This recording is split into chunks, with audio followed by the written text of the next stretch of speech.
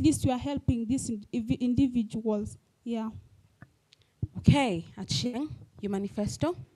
Okay, thank you so much. Number one, manifesto is to champion for mental health and well-being.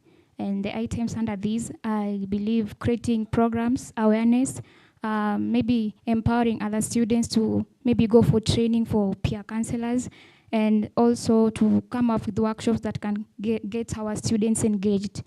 Number two. Sorry to also interject on the same.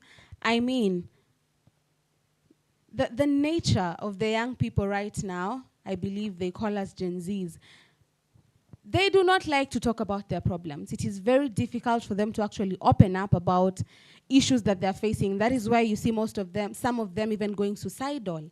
And we end up losing very young people to mental health issues. If you have like a seminar or like a big event where people come and they are talked to, don't you think that you will not be able to reach to each and every person individually? They might just be there physically to attend the event because it is there, but what if you end up not, touching the individual person that is under mental health stress? How do you intend to go about that? Like, how do you intend to reach to individual students that are going through mental health issues? I believe that in each and every event, if you have some issues that you are going through and you cannot share maybe with someone who is there, you can maybe write something or a note. I think we always have these boxes where if you're going through something, maybe you can leave a letter there, and if you can reach out. And number one, you have to be someone who is also welcoming, so that someone can feel free to come to you and tell you, Michelle, I'm going through this and this. Can you find a way to help me? So with that, I believe someone will just find a way to come and share whatever he's going through. Proceed. Yeah, and the second manifesto was to champion for student welfare and accommodation. Yeah, and with that, accommodation is not only about being in hostels, and there are those comrades who are living outside and they are facing a lot. Sometimes I do get calls, someone is asking you, Michelle, can you maybe host me for 1, 2, 3 days? My house is locked and everything.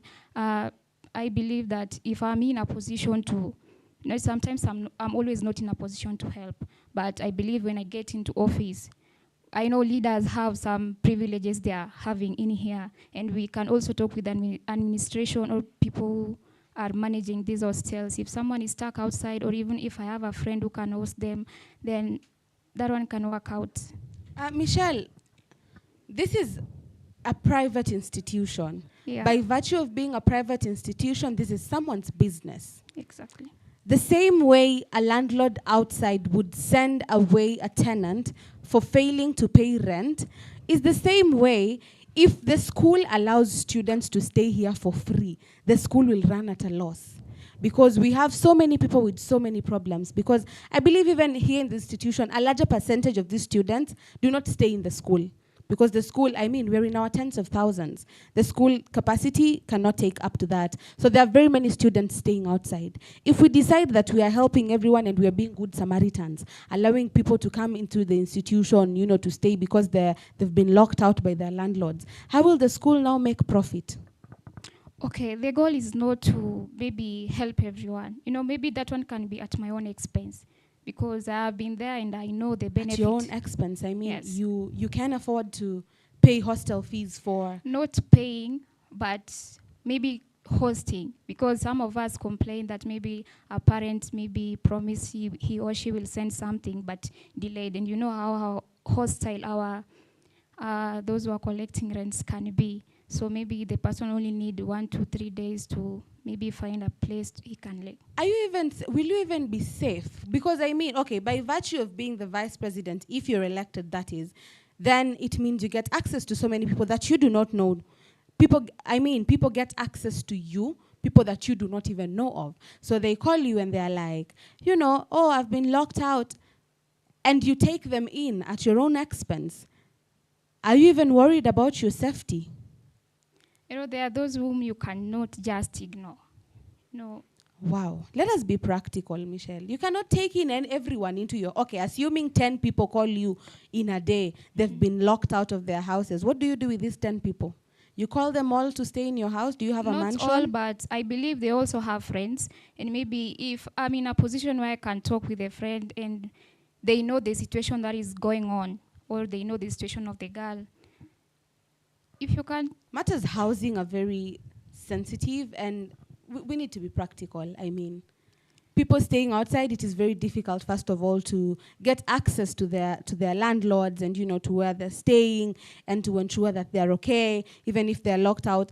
We have, people in their tens being locked out each and every day. So let us be realistic. How do you intend to help these people? Because you have mentioned you will help them. Assuming 10 people are locked out one day and they all call you on the same day, how do you intend to go about this issue? Assuming they do not have friends. Personally, I do not have friends around Thika. So I call you and I'm like, I've been locked out, Michelle. How do you help me out? Maybe what I can do is just to maybe help you to know how to manage what you have. Because some of us... I don't have anything.